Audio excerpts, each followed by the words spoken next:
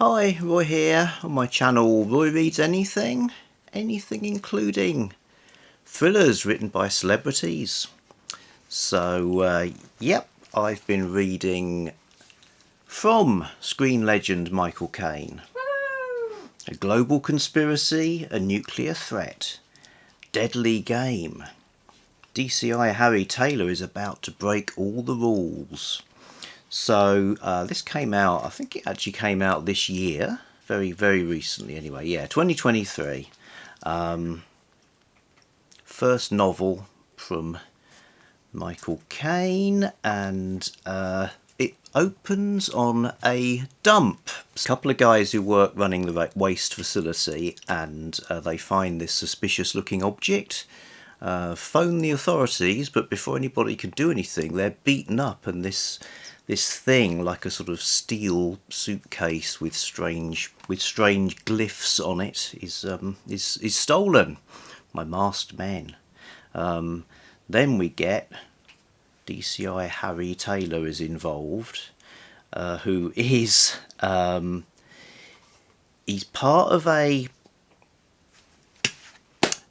semi-secret division of the police that's a very small unit that the idea is they can act quickly when the bigger agencies can't be speedy enough.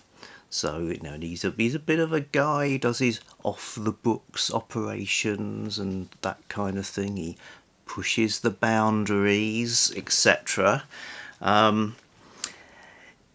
It's interesting how they've calibrated this book, 'cause it's obviously designed to be a bestseller in every respect, and probably a filmable one as well.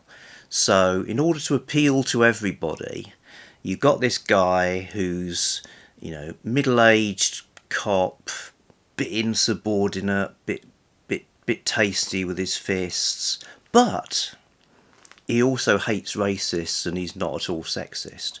So sort of a centrist kind of character. And around him you've got a diverse cast with a couple of women on the squad, one of whom's a super scientist, another one who's a great sniper. So that's the setup, really. We can all park any objections we might have to a sort of old school, get the job done kind of agency. And uranium has been stolen. Criminals of some kind have it. So cue worldwide search. Is it an ex-Russian crime boss? Is it a South American cartel? Is it far right Muppets in the UK? All of these are encountered, and there's plenty of fisticuffs and excitement. It's actually pretty good. It's short, action-packed. You can sort of imagine it in a kind of, it ties in with the Michael Caine brand. I mean, that's obviously the idea, and yeah, it's like I say, it's fine. It would make a perfectly decent 90-minute movie or short Netflix series. Not sure there's much more one can say about Deadly Game. I'll just have a look at my notes on the old Kindle Scribe. Yeah, I was pleased to see some dump action. That rare phrase, call for backup. Colourful, recognisable characters, and yeah, it leads up to a big twist. I think I saw it. I'm not sure if it's a particularly difficult to see twist, but that's fine. I say good entertainment for a couple of hours. So why was I reading this? Well, partly because it cost 99p, partly I was curious as to what Michael Caine would come up with. His autobiography was really good. Oh, so it's great. yeah, It's really funny. I know, you nearly crashed the car that time.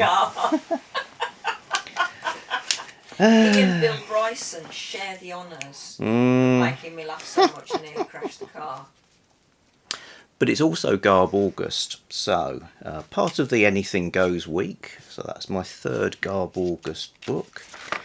That's the first dimension. If we look at the second dimension of prompts, previous years celebrity authors have been one of the categories here. Not so this year, because the idea is all of these could work for a movie or a book. So a sort of celebrity written film, it all gets a bit murky. So that isn't a thing, but modern trash is. So I'm ticking that one off. And the third dimension of time, decades wise, that's the most recent one. It's the decade we're in. So I've kind of topped and tailed the decades now with a very old book from Victorian times, a 2020s book, a 1980s book in the middle, and proceeding to read a book by Terry Harknett called Promotion Tour, that takes the lid off the publishing industry. That came out in 1972. So I'll be back with that pretty soon. Also at some point tell you the terrible trouble I've had finding a cozy cat mystery that I could actually read. Okay, that's that. Just a quickie. Back soon with something else.